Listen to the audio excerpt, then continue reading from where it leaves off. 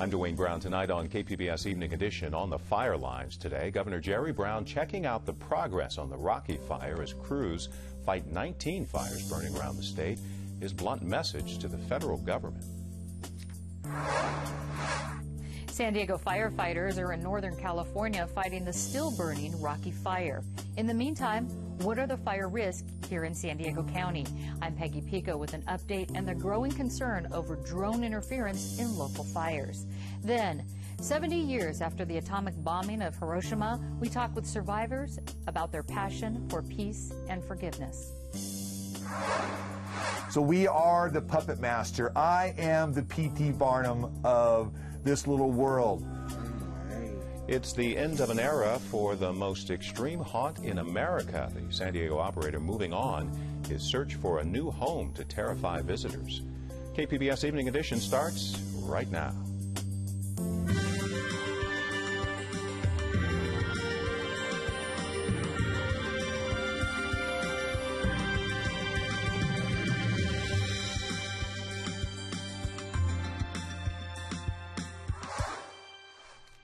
Hi, good evening. Thanks for joining us. Speedy drivers in San Diego's northern neighborhoods could soon run into more reminders to slow down. Police Department has 2 new speed trailers that flash how fast drivers are going as they pass. Police will also increase enforcement in the areas. Speed trailers do more than just flash the speed of the driver. They also monitor speed conditions and they count cars, and that's going to help us determine if permanent traffic calming measures are warranted in a given neighborhood. Police Captain Don Summers with the Northern Division says unsafe drivers have become an increasing problem. It would be tragic to see a child get hit by a car because they're speeding or they're distracted by either talking on their cell phone or just not paying attention and driving too fast. Community members can request a trailer for a specific area by contacting the Police Department's Northern Division. A plan to build hundreds of homes in rural countryside near Valley Center in the North County will get a hearing tomorrow before the County Planning Commission. KPBS reporter Allison St. John joins us from our North County Bureau. Allison, remind us why this project could be precedent-setting. Well, Dwayne, it's the first major challenge to the county's plan for how to develop the unincorporated areas of San Diego County. If approved, it would allow more than 1,700 homes to be built on rural agricultural land nowhere near any existing infrastructure. That's called leapfrog development. And the county general plan, which passed just about 4 years ago and cost about $18 million, specifically prohibited that. The developer, Accretive Investments, started buying up land around 10 years ago, before the general plan was passed. The company hopes to get an amendment to allow it to go ahead by arguing this is a really green development. It has lots of walking trails, it has its own water recycling plant, there'll be solar panels, etc. So why are there so many folks opposed to this plan? Well, opponents say, however green a project might be, and most new developments are green these days, the problem is the location. They say the general plan, which took 13 years to hammer out, was specifically designed to cut greenhouse gases and make the best use of existing infrastructure. But this site is 15 miles north of Escondido and a couple of miles from Interstate 15 down narrow country roads that the developer is not proposing to widen.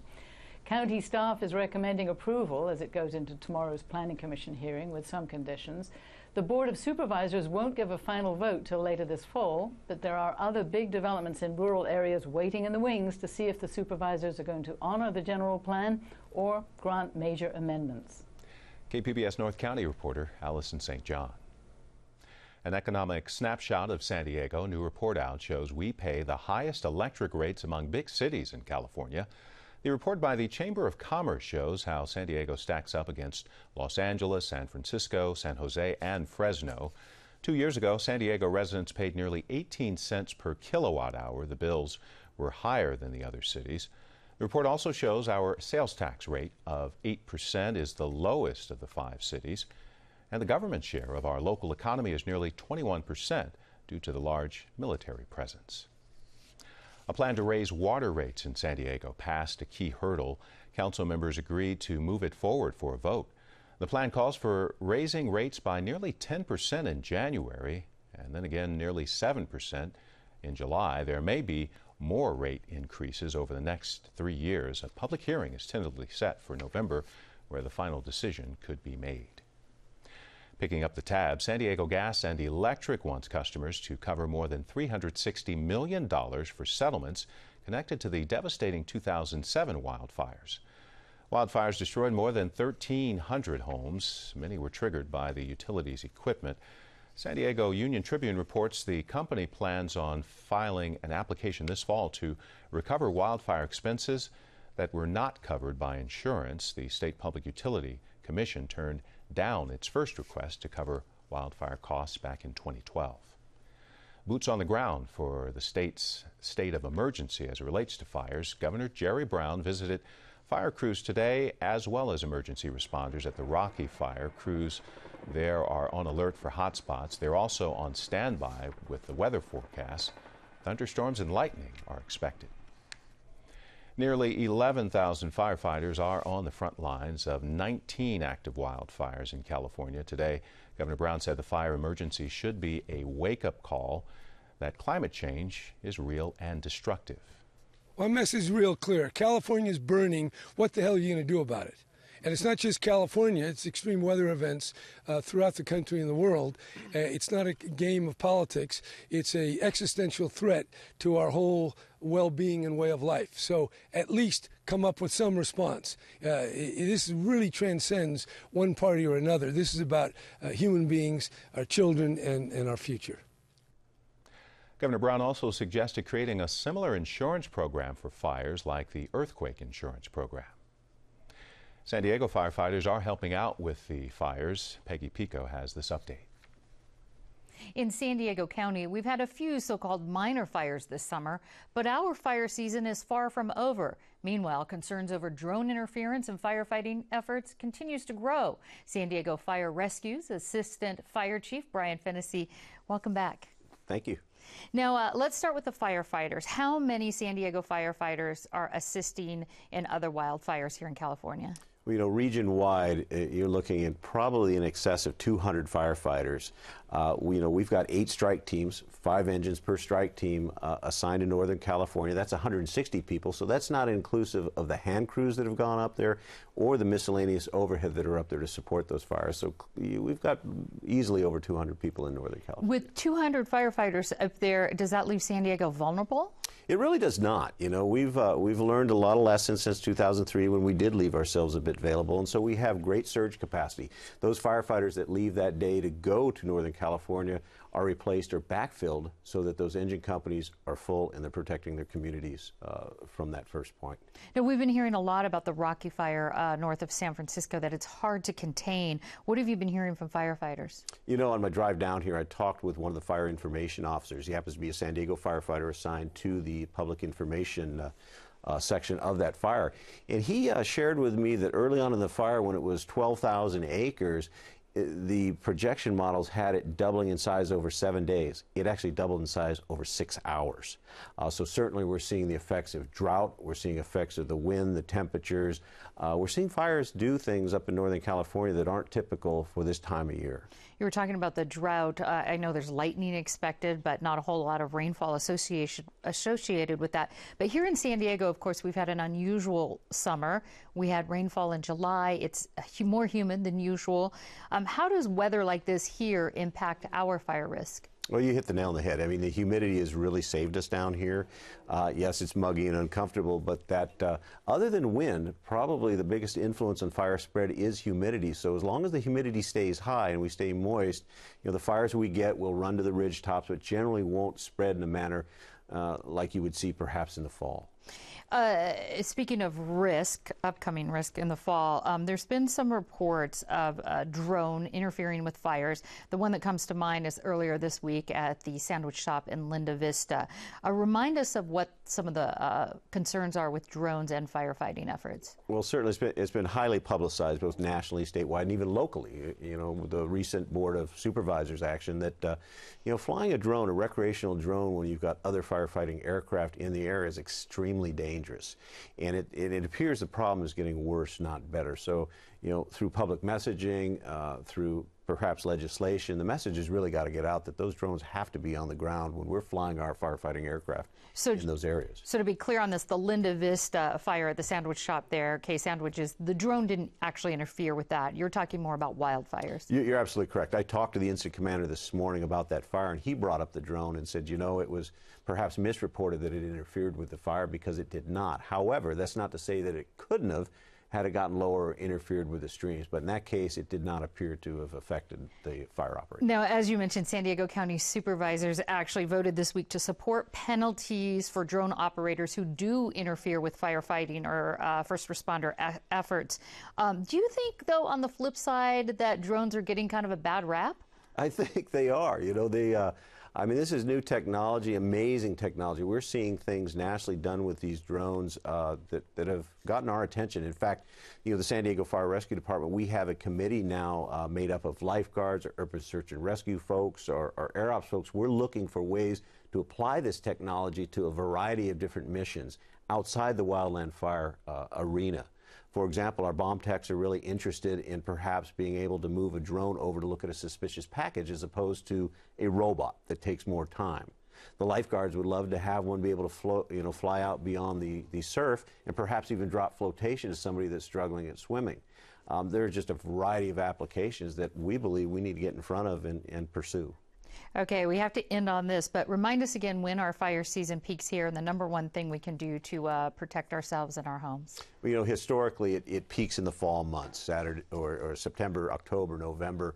You know, it's to be prepared. We talk a lot about ready, set, go, you know, having a plan, preparing your property, being set. When we say go, go. You know, review that information. You can go up on the city's website, on the Fire Rescue Department website, and there's a whole checklist of things that you can do to be prepared, but that's really what we ask for is to prepare. All right, Assistant Fire Chief Brian Fennessy, thank you so much. Thank you. Another disappointing earnings report for SeaWorld. Attendance fell by 2% in its second quarter. The marine park blames weather and early spring break.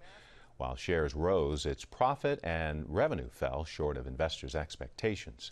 As state lawmakers consider banning whale performances, the California Coastal Commission delayed a vote on larger tanks for SeaWorld whales.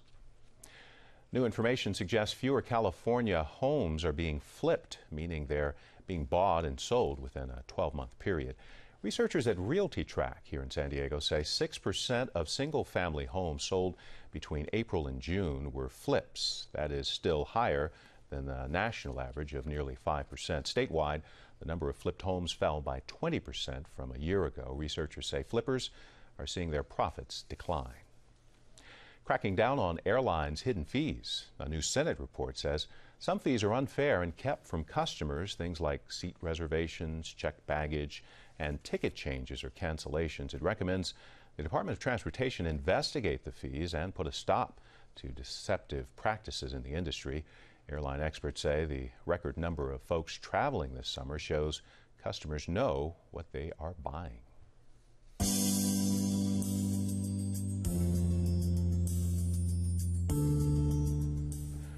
A rare weekend for more than 100 kids in foster care. They're on their way to hang out with brothers and sisters. KPBS reporter Steve Walsh has more on a special trip to camp. A select group of foster kids boarded buses for Camp Connect Thursday. They're children who live apart from their brothers and sisters, many of whom are also living in foster care. It was a chance for 14-year-old Anthony Racine to reconnect with his two sisters. Hang out as much as possible without getting too attached, because we all don't live together. So his 17-year-old sister Tiffany has been in and out of foster care herself. They all went to camp last year. It's a rare chance to be together for 4 days as a family. A whole bunch of things have happened to our family. There may be cracks and small fissures, but we're not broken yet, and we never will be. Over 3,000 children are in foster care in San Diego County. In recent years, laws have changed to encourage the county to keep siblings together while they're in the system. And we know from research that children that remain connected to siblings while in foster care have far better outcomes. Margot Fudge, adoption manager with San Diego County, said there are still several hundred children who, for whatever reason, cannot be placed together. This camp is for them. Steve Walsh, KPBS News. This was the largest camp in the program's 8-year history. The 4-day trip to a Julian campground wraps up on Sunday. 70 years ago this week, the U.S. dropped atomic bombs on Hiroshima and Nagasaki. Peggy Pico talks with survivors and family members about the aftermath and forgiveness. On August 6th and August 9th, 1945, the United States dropped atomic bombs on the Japanese cities of Hiroshima and Nagasaki, resulting in more than 200,000 deaths. Joining me is Mike Kawamura, a Hiroshima survivor, and Akiko Mikamiyo, author of the book about her father's survival titled Rising from the Ashes, a true story of survival and forgiveness from Hiroshima.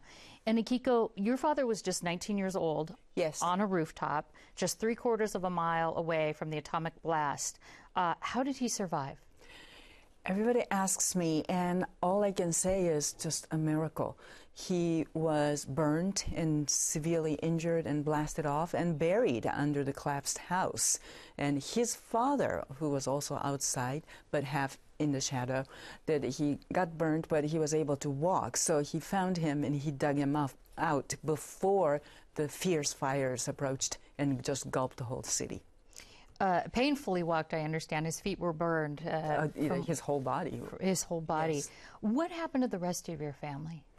Well, my grandfather on the father's side was ill and died later, and his brother was drafted into the army and killed in the war. So he became an orphan pretty much because his father was never found. After 5 days, they wandered, just staggered around the city looking for a rescue when there was no medicine, no food, no clean water, nothing.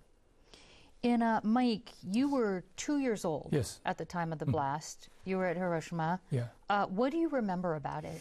Yeah, because I was so little and I don't remember much. But I do remember only one thing. That is, my grandmother carrying me, and we looked up in the sky, and it was bright red, and that sky etched in my mind and my entire life. And I believe that was evening of atomic bomb day. You grew up, though, there afterwards. What was it like living in a city that people were recovering from this? Year later, many U.S. soldiers came to Hiroshima. They were on the truck, and we, all the children, shouted to them, "Hungry, hungry." I didn't know the meaning of words, but that was the first English word that I learned. And sometimes, U.S. soldiers throw the chocolate at us, and we jumped and tried to catch them.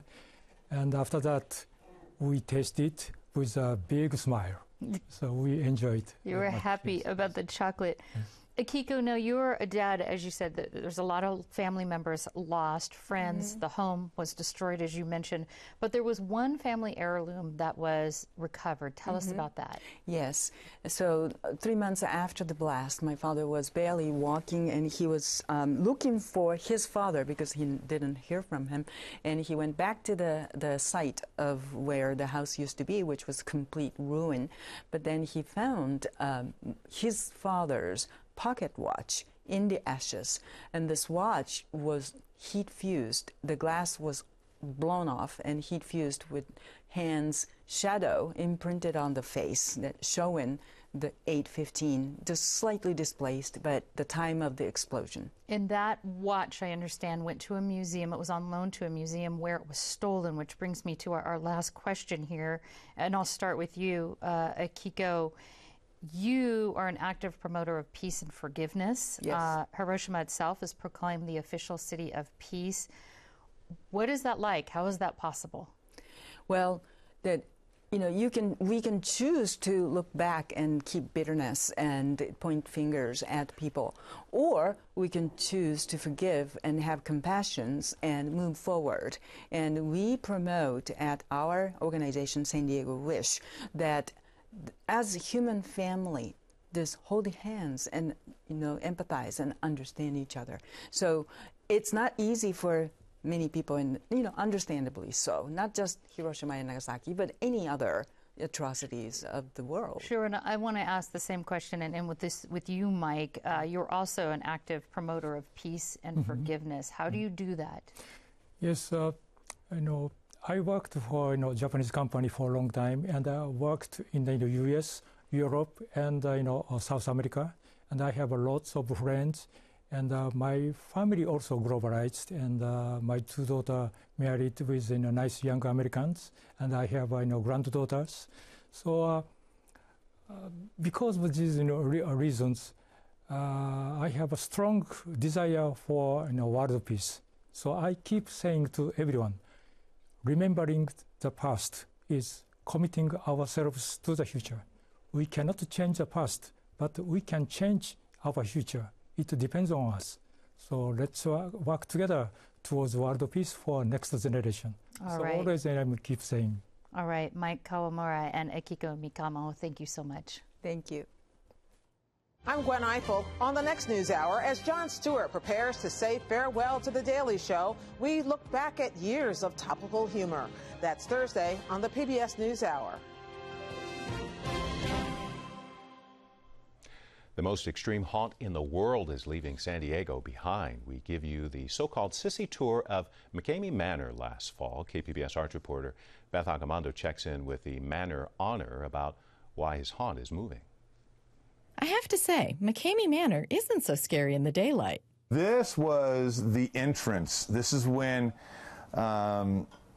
we'd first bring you on in and tell you the rules. No one will save you. No one will hear you. Oh yeah, I remember that room. It's just you and us now. Do you have your camera? What about the audio gear? Yep, they have it. And the coffin, the blood, and the meal I was fed. But a lot has changed since then. So right now we're dismantling the manor because I lost my job of 13 years, things happen, and I can't afford living here in San Diego, so the goal is to sell this house, because we can't sell it with a haunt inside of it. It's a lot of work taking down a haunt as elaborate as McCamey Manor, and then trying to find a new location. We are moving. I'm not going to say exactly where, because we really don't know. Again, we've had a lot of offers, and the place that I thought was going to work for me turned out to be the footloose of the haunt world. What do I mean by that? If you've seen the movie Footloose in small town USA and how they don't allow you to dance or to gather or anything else, this is what happened with this small town in Illinois. It's called McLeansboro. They are the Footloose of the haunt world. The town turned against McCamey Manor in part because Russ and company do such a good job promoting it as extreme. We're showmen. I am the P.T. Barnum of the haunt world. It's all smoke and mirrors. And everything that people get upset about, you got to remember, I have planned that from the get-go. I'm the one who shoots all the movies. I'm the one who edits, who makes them look as scary as they are. I'm the one who shoots all the photographs. That's all me. So obviously I know what I'm putting out there, and I know how effective it is, and that's for a reason, to get people talking. And I think it's very creative that we've been able to create this McCamey Manor brand out of basically a small mom and pop haunt that is now worldwide. We are the most famous haunt in the world. And we're different than other haunts when people say, oh, it's not real. No, this is real. I don't even really know how to explain it. I mean, everything's so intense here, you don't really know what to think. You kind of think that it's real. And I remember thinking to myself, like, man, I don't even know these people. Maybe they're really going to kill me. Maybe they're really going to hurt me. I mean, of course that wasn't going to happen, you know, but you don't know that when you're in here. Everything's just so real and so intense and so in your face that you just totally forget that it's something you signed up to go for or go to for fun, you know? After going through McCamey Manor, Ryan Lawrence became an actor in the haunt. Now he's helping dismantle 14 years and 1,600 square feet of horror sets. McCamey Manor might be coming down, but Russ's spirits were high at the prospect of what's to come. We have a television show in the works. It's going to be a McCamey Manor type of fear factor challenge show in a horror world. We're going to be in New York City this November for 6 shows.